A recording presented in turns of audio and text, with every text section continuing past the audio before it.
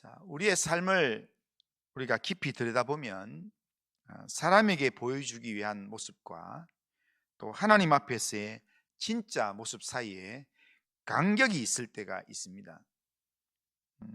가족이 가까이 있어도 또 교회 안에서 성도들과 함께 어울리며 있어도 말하지 못하는 마음 깊은 곳에 감정들이 우리를 참 답답하게 만들고 외롭게 만든다는 겁니다.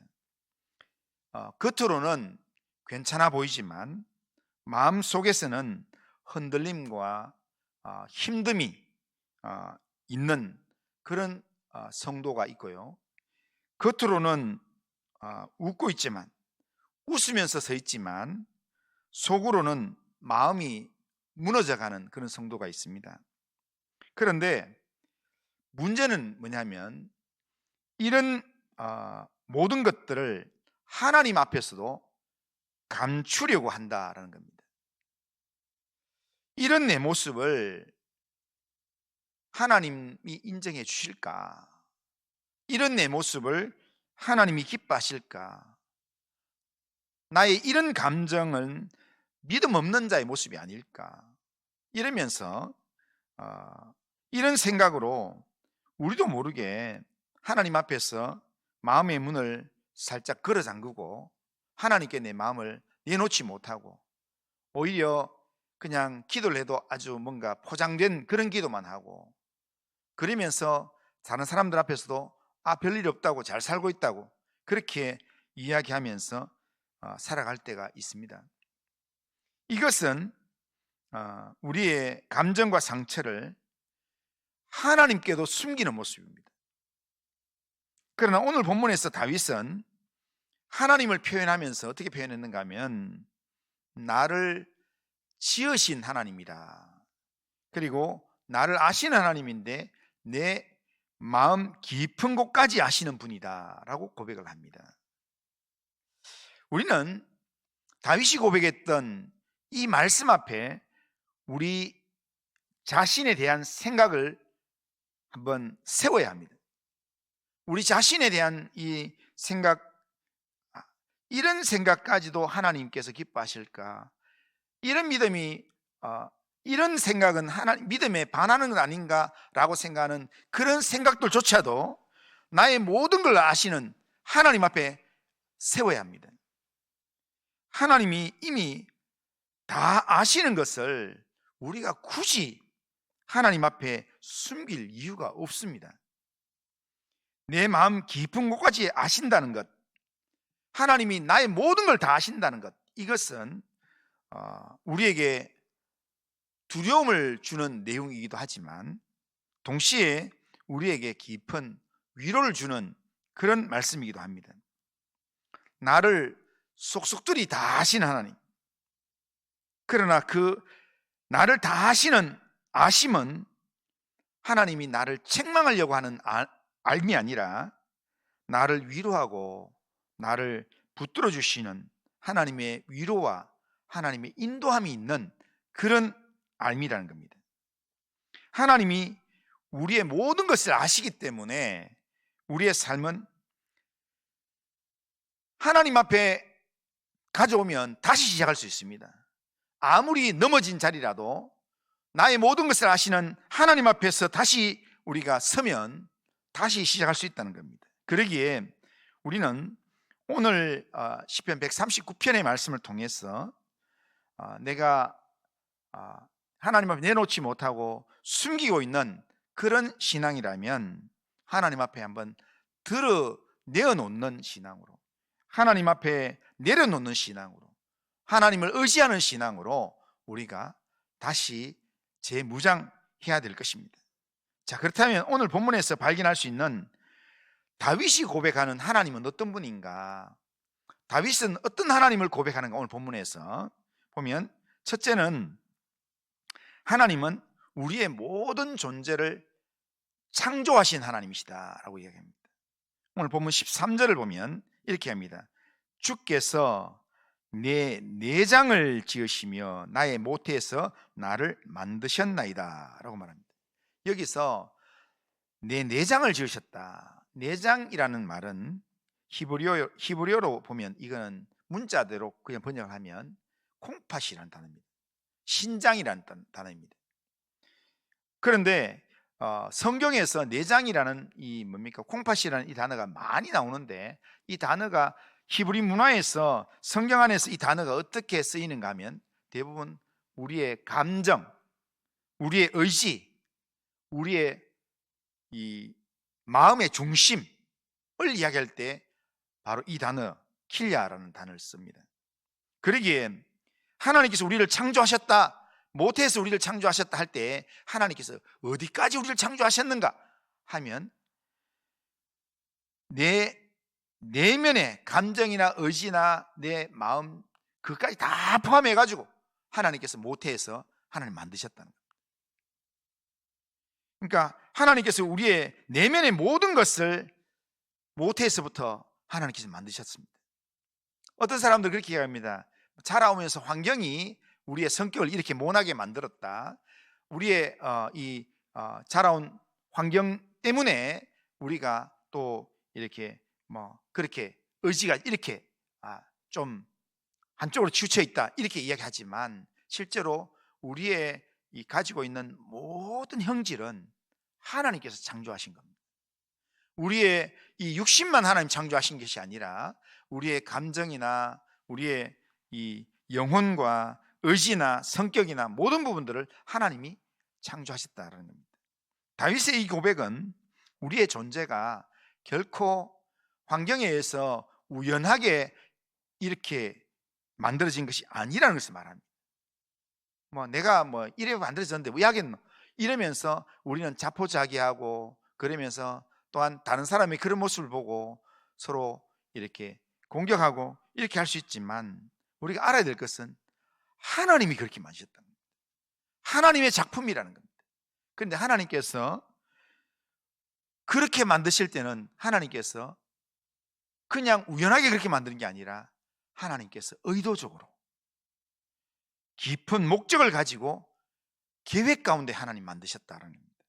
창세기 1장 26절 27절 우리 같이 한번 읽어보겠습니다. 시작.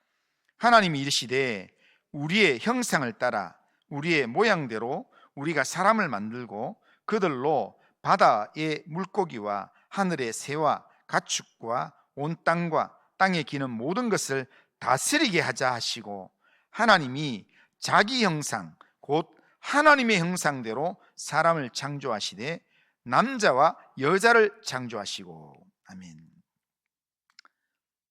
하나님께서 우리를 창조하셨다 이야기하면서 우리가 하나님이 자기 형상을 따라 하나님의 형상대로 우리를 창조하셨다는 겁니다. 그렇다면 우리는 우리의 이 모습은 누구를 닮았는가? 하나님을 닮았습니다. 우리의 이 본질은 하나님을 닮았습니다.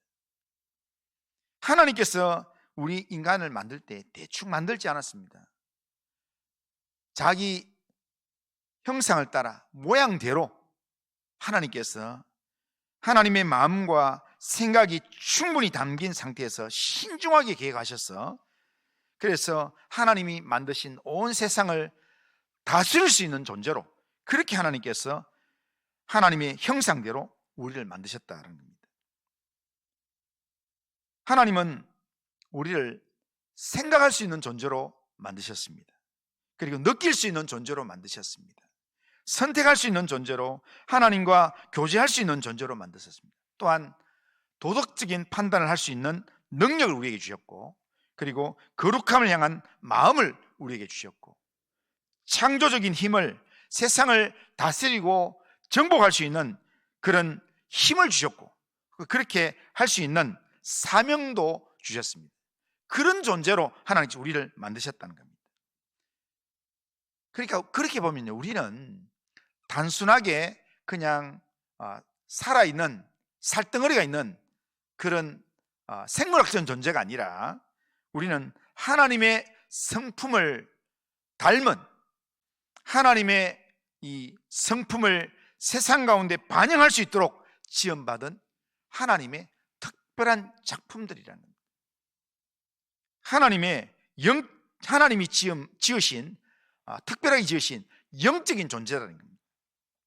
그래서 다윗이 이걸 생각하니까요, 어떻게 고백하는가 하면, 다윗이 하나님이 나를 내 내면을 하나님께서 모태에서부터 하나님 지으셨다라는 것을 깨닫고 난 다음에 다윗이 고백하기를, 나를 지으심이 심히 기묘하심이니이다. 심히 이렇게 놀랍습니다 라고 표현합니다. 그리고 15절에서는 이렇게 합니다.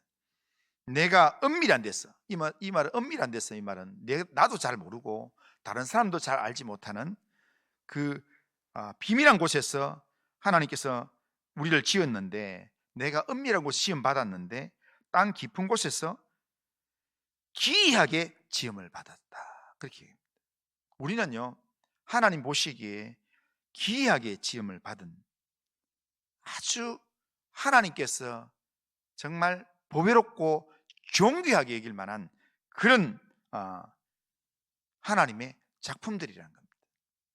이것은 우리의 외모뿐 아니라 우리의 성격이나 감정의 결이나 기질이나 심지어 우리가 남들보다 조금 못한 연약함도 하나님께서, 연약함까지도 하나님께서 섬세하게 다 엮어서 우리의 인생의 큰 퍼즐을 하나님 계획하시고, 그리고 하나님께서 정교한 작품으로 하나님께서 만드셨다는 겁니다. 하나님께서 우리를 이렇게 창조하신 이유가 뭐겠습니까?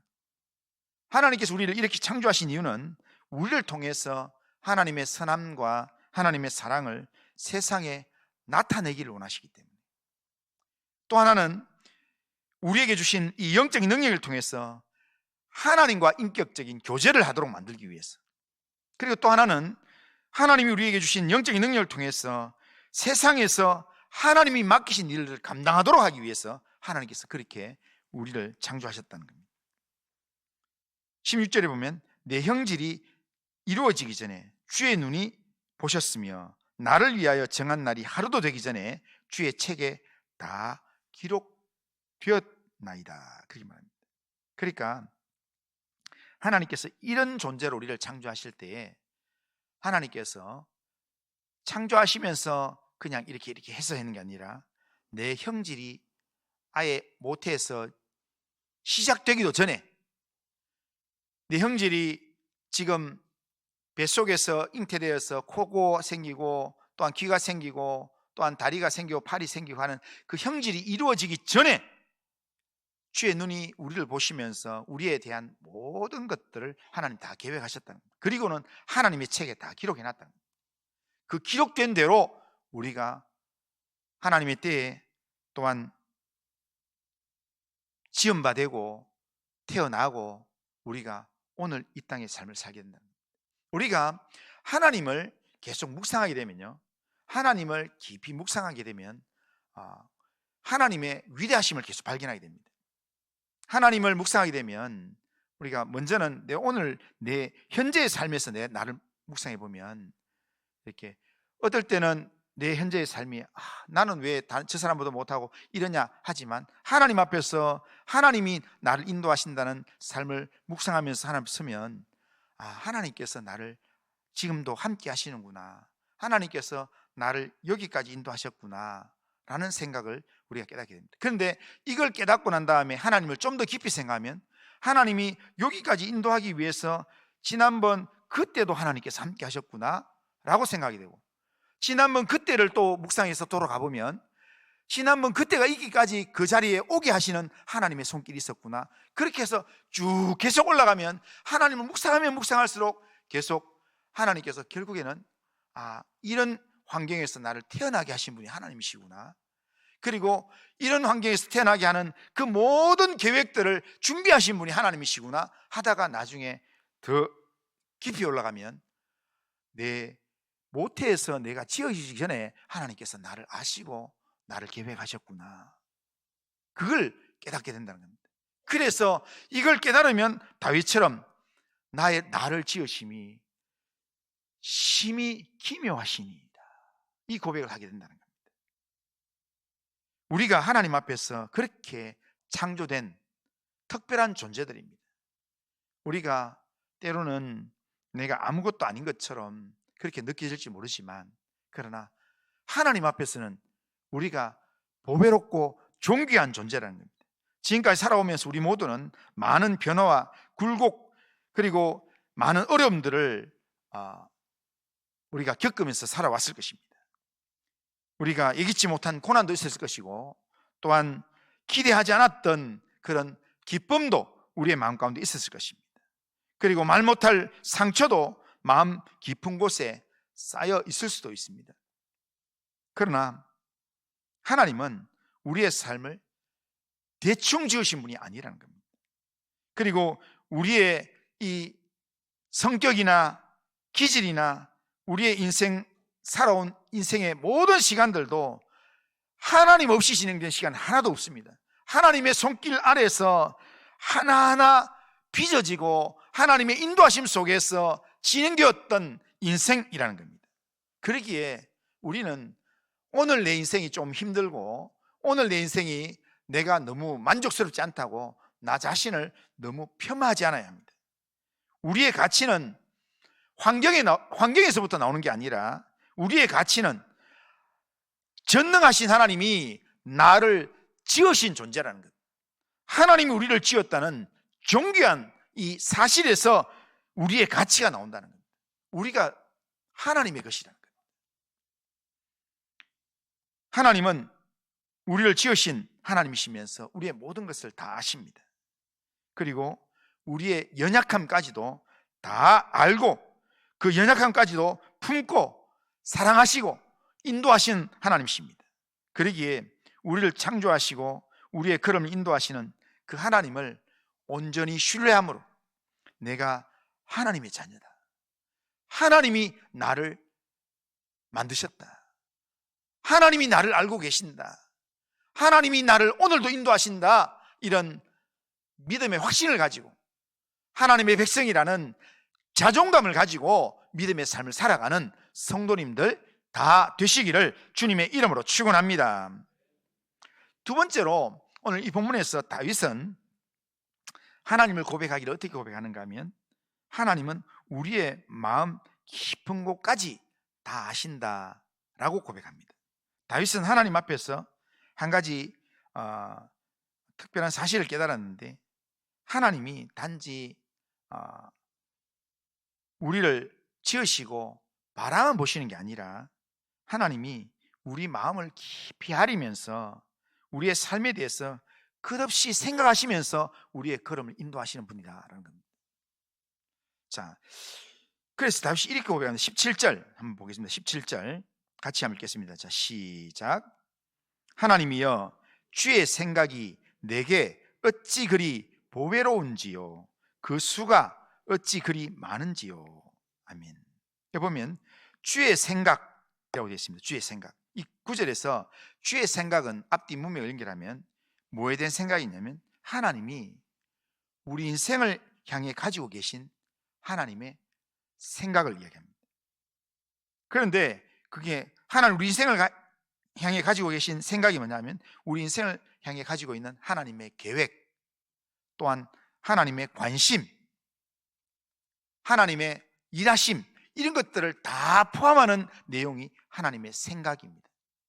하나님은 아무 생각 없이 우리를 인도하지 않습니다. 이스라엘 백성들을 광야로 인도하고 홍해 앞으로 인도할 때 하나님께서 아무 생각 없이 그렇게 인도하는 게 아니라, 하나님께는 다 계획이 있었습니다.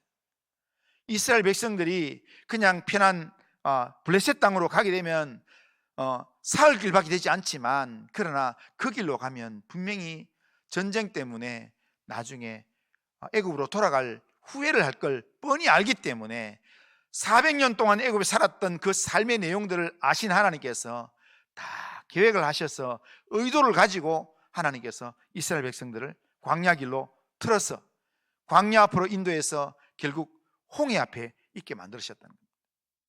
홍해 앞에서 이스라엘 백성들이 뒤에 쫓아오는 애굽의 군대를 보면서 불평할 줄 알았지만, 앞에 막힌 홍해를 보면서 불평할 줄 알았지만, 하나님은 다 계획이 있어서 그 자리에 인도하셨다는 겁니다.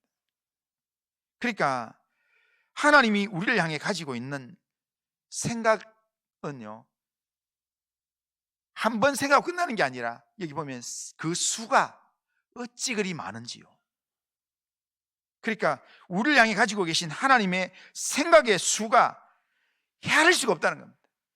하나님은 많은 계획과 많은 관심 속에서 그렇게 하니까 하나님이 나를 위해서 생각하셨던 것을 내가 생각을 해보니까, 묵상하면서 생각을 해보니까 이걸 헤아릴 수가 없다는 겁니다. 바다에 모래알 같이 많아서 하나님이 나를 향해서 가지고 있는 생각의 수는 헤아릴 수가 없습니다. 그 정도로 우리를 관심을 가지고 우리를 인도하신다는 겁니다. 그러기에 하나님이 단순히 우리에 대해서 우리를 생각하고 우리를 바라보고만 있다, 이 정도가 아니라 우리의 삶 전체를 향해서 끝없는 관심을 가지고 우리의 삶을 인도하신다라는 겁니다. 우리의 하루, 우리의 작은 일상, 우리가 상처받은 마음들, 우리가 흔들리는 그런 여러 생각들, 우리의 흔들리는 감정들, 이 모든 순간마다 하나님은 우리를 생각하고 계십니다. 아무도 없다고 생각하는 바로 그 자리에서 나밖에 없다, 내 생각을 누가 알아줄까 하는 바로 그 자리에서도 주님은 거기 계셔서 우리의 생각을 읽고 계신다라는 겁니다. 이렇게 보면 나를 향한 하나님의 생각이나 우리를 아신다라는 것은 감시가 아니라 우리에 대한 관심이고 또한 우리를 위한 돌보심이라는 겁니다. 우리를 흔들어 깨트리려는 그런 마음이 아니라 우리의 순전한 신앙을 세워가려는 깊은 애정으로 우리를 주목하시면서 우리의 걸음을 바른 길로 인도하려고 하는 하나님의 사랑의 손길이라는 겁니다. 우리가 말하지 못해서 눌러둔 감정들, 그 누구도 이해하지 못할 것 같아서 숨겨둔 상처들, 이 모든 것들을 하나님은 다 알고 계십니다. 때로는 우리 스스로도 이해하지 못하는 마음의 동기들조차 하나님은 정확하게 알고 이걸 해결하기 위해서 하나님은 계획하고 계신다는 겁니다. 그러기에 이런 좋으신 하나님 앞에 우리의 마음을 숨길 필요가 없습니다. 우리를 지으시고 우리의 모든 걸 다 알고 계시고 우리의 생각까지 알고 계시는 그 하나님 앞에 우리의 마음을 숨길 필요가 없습니다. 숨기려고 하면 우리의 마음만 더 무거워지고 하나님으로부터 멀어지게 된다는 겁니다. 하지만 우리가 우리의 마음을 하나님 앞에 드러내면, 하나님 앞에 우리의 마음을 내어놓으면 하나님은 우리의 마음을 치유하기 시작하신다는 겁니다. 회복하기 시작하신다는 겁니다. 우리의 슬픔도, 우리의 두려움도, 우리의 상처도, 우리의 기대하는 것도, 우리의 실패도 하나님 다 알고 계십니다. 그러므로 하나님 앞에서는 억지로 괜찮은 척, 안 그런 척, 안 아픈 척 그렇게 할 필요가 없습니다. 사람들 앞에서는 때로는 우리가 안 그런 척, 또 안 아픈 척 그렇게 할 수 있습니다. 지난 주에 보니까 우리 한 분이 그러더라고요. 이렇게 과거에 뭘 하다가 이렇게 사다리 올라갔다가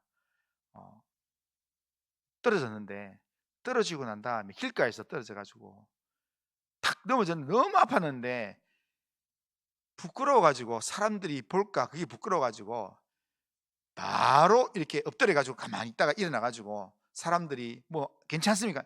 괜찮습니다, 빨리 가세요, 이렇게 이야기했다는 그런 말을 합니다. 우리는 사람들 앞에서는 그럴 수 있어요. 사람들 앞에서는 안 그런 척, 안 아픈 척 그렇게 이야기할 수 있습니다. 그런데요, 어린애가 나의 모든 걸 책임져주는 후견인인 부모님 앞에서 안 그런 척 그렇게 하지 않고 참았던 울음이 부모님 앞에 가면 울음을 터뜨리는 것처럼, 그렇게 우리는 우리의 모든 것을 알고 계시면서 우리의 감정까지 알고 계시는 그 하나님 앞에 우리가 감정을 숨길 필요가 없습니다. 하나님 앞에 엎드려서 우리가 하나님 앞에 우리의 마음을 내려놓고 솔직함으로 하나님 앞에 내려놓으면 솔직함이 회복의 시작점이 된다는 겁니다. 하나님께 우리의 마음을 드러낼수록 하나님의 인도하심은 우리 인생 가운데 분명하게 드러나고 선명해진다는 겁니다.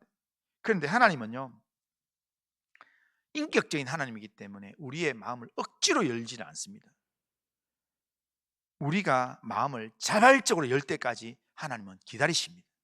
하나님은 인도하시고 위로하시고, 하나님은 때로는 책망도 하시고 교훈도 하시면서, 하나님께서는 우리의 등을 두드리시면서 내 마음을 자발적으로 하나님 앞에 열도록, 하나님께 솔직함으로 내놓도록 하나님은 문 밖에 서서 기다리신다라는 겁니다. 우리가 자발적으로 열 때 그 안에 있는 아픔을 하나님께 치유하시고 우리의 삶을 바른 길로 인도하신다는 겁니다.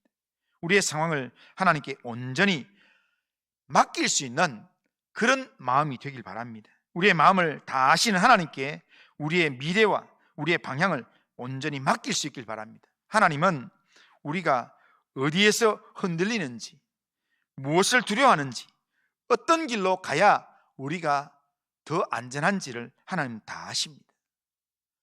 이런 모든 것을 아시는 하나님을 우리가 믿고 확신함으로 우리의 모든 마음을 하나님께 온전히 맡기는, 그런 하나님의 인도하심을 따르는 그런 믿음의 삶을 살아가는 우리 성도님들 다 되시기를 주님의 이름으로 축원합니다.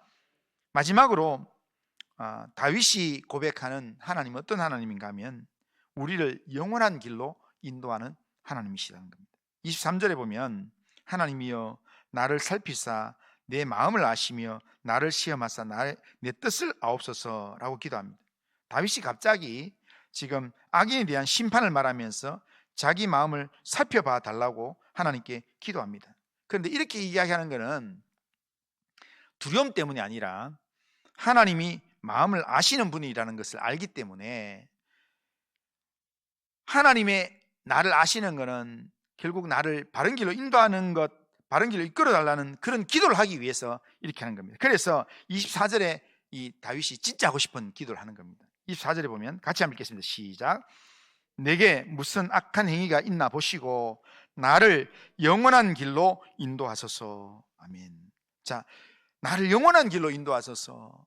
하나님께 나를 인도하시는데 하나님 나를 영원한 길로 인도하소서. 그걸 하기 위해서 나를 악한 행위가 있나 보시고 나를 시험하셔서 나를 좀 살펴주시고, 그렇게 해서 하나님 나를 인도해 주세요. 이게 다윗이 지금 하나님 앞에 드리는 내용입니다. 여기서 다윗이 말하는 영원한 길이라는 것은 단지 성공하는 길이나 좋은 길, 넓은 길, 그걸 의미하는 게 아니라 영원한 길은 바로 하나님이 인정하시는, 하나님 기뻐하시는 영생의 길입니다. 생명의 길입니다.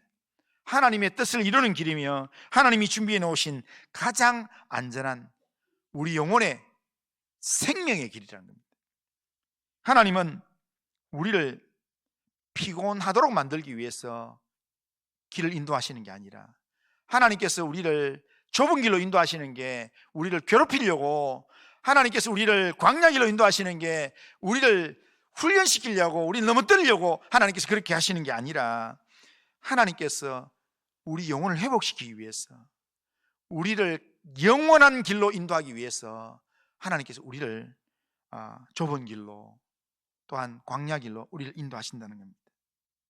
하나님은 잠시 반짝이는 길이 아니라 영원한 가치를 남기는 길로 우리를 인도하려고, 우리를 잠시 좀 편한 길로 인도하려고 하는 게 아니라, 하나님은 조금은 피곤하지만 영원히 살 수 있는 길로 우리를 인도하기 위해서 하나님은 우리의 길을 인도하는 겁니다. 우리는 때때로 내 판단이 옳다고 느끼는 길을 우리가 걸어가려고 합니다. 내가 보기에 바른 길이라 생각하고, 내가 보기에 좀 편한 길이라 생각하고, 내가 보기에 좀 안전한 길이라고 생각하고 걸어가지만, 하나님은 우리보다도 더 정확하신 분이십니다. 그래서 우리보다도 훨씬 더 깊이 생각하시고, 우리보다도 훨씬 더 많은 생각 속에서 우리로 하여금 생명의 길로 인도하기 위해서 하나님은 우리를 영원한 길로 인도하기 위해서 우리의 삶의 모든 부분들을 경우의 수까지 하나님께서 다 생각하셔서 우리의 걸음을 인도하신다는 겁니다. 우리의 마음이 흔들릴 때 하나님은 그 흔들림의 이유도 아시고 그 마음에 맞는 길로 인도하기 위해서 우리에게 말씀하신다는 겁니다. 이것이 하나님의 인도하심의 깊이입니다. 하나님은 성경에서 미쁘시다 이야기합니다. 이 말은 하나님은 진짜 믿을 만한 분이다 이런 뜻입니다. 우리는 다른 거는 몰라도 하나님은 믿을 만한 분입니다. 하나님을 믿으면 마지막에는 절대로 후회하지 않습니다. 그래서 너희는 마음에 근심하지 말라. 하나님을 믿으니 또 나를 믿으라. 그렇게 말씀합니다. 하나님을 믿으면 우리가 우리의 이 땅에서의 모든 근심과 걱정을 다 내려두고 하나님의 품으로 우리가 안전하게 들어갈 수 있습니다. 하나님께서 그렇게 우리의 걸음을 인도하신다는 겁니다. 하나님은 우리의 모든 것을 아시는 분입니다. 우리의 잘못도, 우리의 부족도, 우리의 연약함도 아시는 분입니다. 그러나 하나님이 우리를 아시는 목적은 우리를 책망하고 우리를 부끄럽게 하려고 하는 그런 아심이 아니라 우리를 회복시키고 우리를 다시 세우고 우리를 하나님이 원하시는 영원한 생명의 길로 인도하려고 하는 하나님의 사랑의 그런 목적이라는 겁니다. 하나님은 아시는 만큼 우리를 사랑하시고 우리를 사랑하시는 만큼 우리의 걸음을 인도하십니다. 그러기에 우리는 하나님 앞에서 가면을 쓸 필요가 없습니다. 하나님은 이미 우리를 다 알고 계십니다. 우리를 다 알고 계시기에 우리를 버리지 아니하시고 우리를 아시기에 우리에게 더 가까이 다가오시려고 우리에게 말씀하시고 또한 우리에게 계속해서 말씀으로 우리에게 도전하시는 겁니다. 그러기에 이런 하나님 앞에서 우리가 해야 될 일은 다른 게 없습니다. 이 하나님 앞에서 우리가 해야 할 일은 단 한 가지, 하나님 나를 영원한 길로 인도하여 주옵소서. 그리고 하나님 인도함을 받기 위해서 하나님 내 마음을 살피시옵소서. 내가 하나님의 인도함을 받지 못하게 하는 그런 죄악이 없는지 하나님 내가 점검하기로 합니다. 하나님 나를 내 마음을 살피셔서 나를 영원한 길로 인도하여 주옵소서. 이것밖에 우리가 기도할 게 없습니다. 우리를 영원한 길로 인도하시는 하나님께 우리는 매 순간마다 아침에 눈을 뜰 때도 주님 나를 인도하여 주옵소서. 우리가 어려운 일들을 만날 때마다 우리가 정말 뭔가 결정해야 될 때마다 그때도 먼저 하나님 나를 인도하여 주옵소서. 그렇게 기도하고 하나님의 손을 붙들려고 하나님 앞에 우리 자신을 내려놓으면 이 기도할 때 우리 기도가 우리의 삶 속에서 새로운 위로와 자유와 회복과 하나님의 인도하심을 경험하는 영적인 길을 여는 그런 기도가 될 것입니다. 하나님은 우리를 만드셨고 우리의 마음을 알고 계시며 우리의 삶을 영원한 길로 인도하시는 이미 우리를 위해서 모든 걸 다 준비하고 기다리고 계시는 하나님이십니다. 그러기에 이런 하나님을 신뢰함으로 하나님의 은혜 안에서 숨김이 없는 삶, 인도함을 받는 그런 믿음의 삶을 살아가시는 성도님들 되시길 바랍니다. 설교 초두에 이야기했던 것처럼 내 속에 가지고 있는 생각이 어떤 생각이라도 이런 생각 하나님께서 기뻐하실까? 이런 생각하는데도 이런 생각은 믿음하고 반하는 게 아닌가? 이런 생각으로 하나님 앞에 내 마음을 감추려고 하지 마시고 그런 생각조차도 하나님 앞에 맡기면서 내 모든 걸 아시는 하나님 앞에 맡기면서 하나님 내 마음을 숨기지 않겠습니다. 하나님 내가 이런 생각을 하고 있습니다. 하나님 내가 이런 의심도 하고 있습니다. 하나님 나를 인도하여 주옵소서. 나를 영원한 길로 인도하여 주옵소서. 기도하는 성도님들 다 되시기를 주님의 이름으로 축원합니다. 한번 따라하겠습니다. 하나님의 사람은 모든 것을 하나님께 맡기며 하나님의 인도함을 따라 사는 자입니다. 자, 모든 것을 하나님께 맡기며 하나님의 인도함을 따라 살아가는 우리 성도님들 다 되시기를 주님의 이름으로 축원합니다. 자, 우리 다 같이 일어나셔서 자, 찬송가 384장입니다. 384장.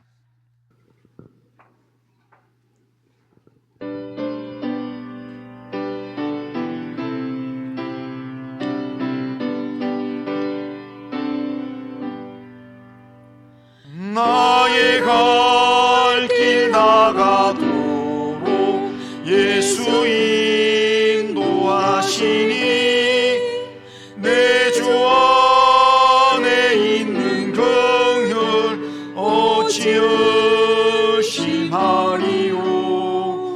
믿음으로 사는 자는 하늘 위로 받겠네. 무슨 일을 만나든지 만사 형통하리라. 무슨 일을 만나든지 만사 형통하리라. 나의 갈 길 나가도록 예수 인도하시니 어려운 일 당한 때도 족한 은혜 주시네. 나는 심히 고단하고 영혼 매우 가라라. 나의 앞에 반석에서 샘물 나게 하시네.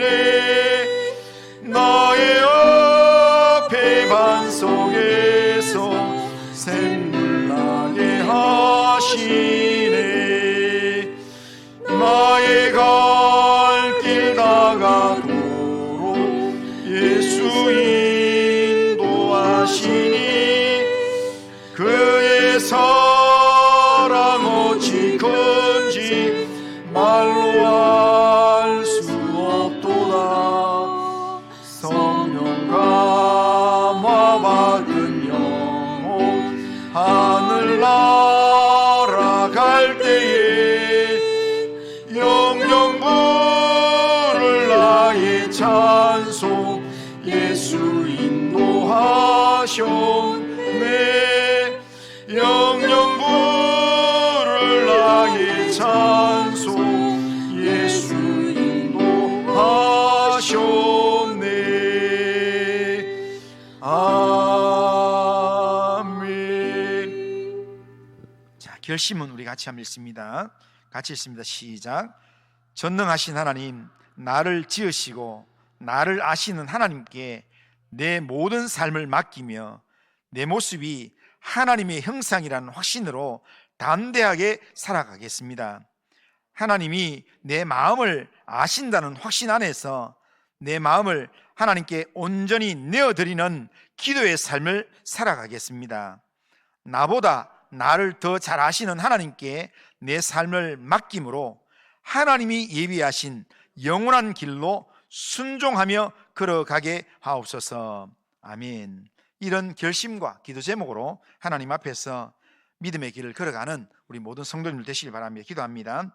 거룩하신 하나님 아버지, 오늘도 말씀을 통해 우리가 어떻게 지원받았는지, 그리고 우리의 마음을 얼마나 깊이 하나님이 알고 계시는지 다시 한번 깨닫게 하신 하나님 아버지 감사합니다. 우리를 누구보다도 잘 아시는 하나님 앞에서 우리가 더 이상 숨기지 않게 하시고 우리의 있는 모습 그대로를 주님께 드리면서 주님 의지하는 삶을 살 수 있도록 인도하여 주옵소서. 우리의 강점도 우리의 연약함도 고백하고 싶지 않은 마음까지도 주님 앞에 정직하게 내어놓을 수 있는 믿음의 용기를 허락하여 주시옵길 원합니다. 하나님, 흔들리는 마음을 붙들어 주시고 갈 바를 알지 못할 때 길을 밝히 보여주시며 매 순간 하나님의 생각을 따라 걸어갈 수 있도록 인도하여 주옵소서. 우리의 발걸음을 붙드셔서 우리의 삶을 영원한 길로 인도하여 주옵소서. 예수님의 이름으로 기도드리옵나이다. 아멘. 주 예수 그리스도의 은혜와 하나님 아버지의 사랑과 성령의 교통하심이 나를 지으시고 나를 아시는 하나님께 내 모든 삶을 맡기며 내 모습이 하나님의 형상이라는 확신 가운데서 하나님을 온전히 의지하며 하나님이 예비하신 영원한 길로 순종하며 나아가는 삶을 살아가길 원하는 이 자리는 모든 주의 백성들 위해, 우리 교회 위에, 이 나라와 민족과 열방 위에 이제로부터 영원토록 함께 있을지어다. 아멘.